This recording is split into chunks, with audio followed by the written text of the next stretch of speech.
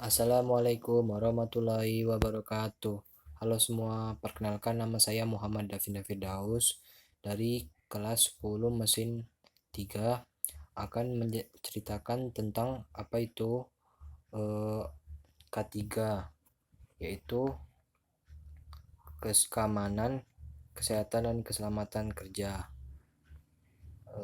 Secara umum, tujuan, prinsip, dan ruang lingkup serta jenis K3.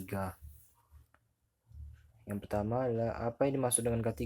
Pengertian K3 adalah bidang yang berhubungan dengan keselamatan, kesehatan, dan kesejahteraan manusia yang bekerja pada sebuah institusi ataupun lokasi proyek. Arti K3 dapat dibagi menjadi dua, yaitu yang pertama pengertian K3 secara keilmuan. Yang kedua adalah pengertian K3 secara filosofis. Pengertian K3 secara keilmuan yaitu merupakan ilmu pengetahuan dan penerapannya dalam upaya mencegah terjadinya kecelakaan dan penyakit akibat kerja. Yang kedua, pengertian K3 secara filosofis merupakan suatu upaya yang dilakukan untuk memastikan keutuhan dan kesempurnaan jasmani dan rohani tenaga kerja pada khususnya dan masyarakat pada umumnya terhadap hasil karya dan budaya. K3 juga tertuang di dalam Undang-Undang Ketenagakerjaan Nomor 13 Tahun 2003 Pasal 87, merupakan salah satu hal yang wajib diterapkan oleh semua perusahaan. Berikutnya adalah fungsi K3.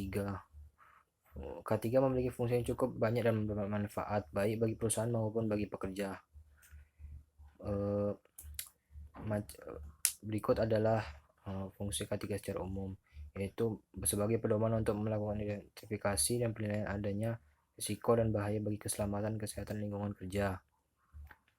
Yang kedua adalah membantu memberikan saran dan perencanaan proses organisir, desain tempat kerja, dan pelaksanaan kerja. Yang ketiga adalah sebagai acuan dalam mengukur keaktifan tindakan pengendalian bahaya dan program pengendalian bahaya. Tujuan K3. Berikutnya tujuan K3.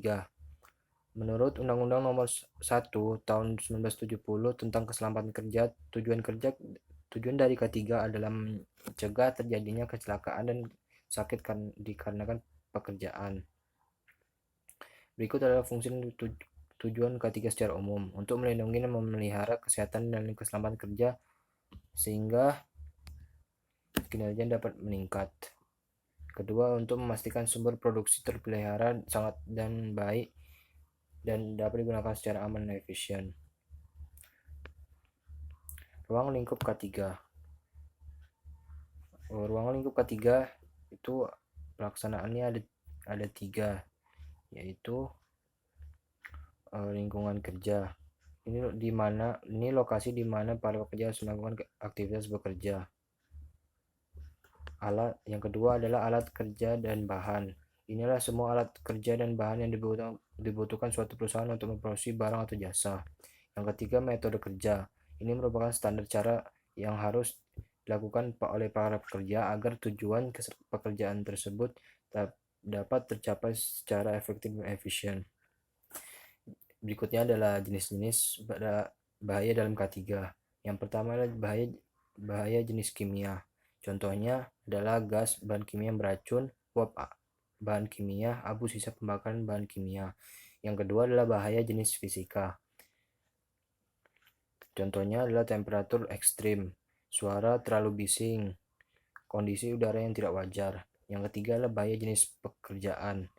Contohnya penerangan di lokasi yang sangat minim, berpotensi mengakibatkan kerusakan penglihatan. Yang kedua adalah pekerjaan pengangkutan barang atau material menggunakan manusia yang kurang hati-hati dan mengakibatkan luka atau cedera. Itu saja yang dapat saya ceritakan untuk pembelajaran K3. Kurang lebihnya mohon maaf. Wassalamualaikum warahmatullahi wabarakatuh.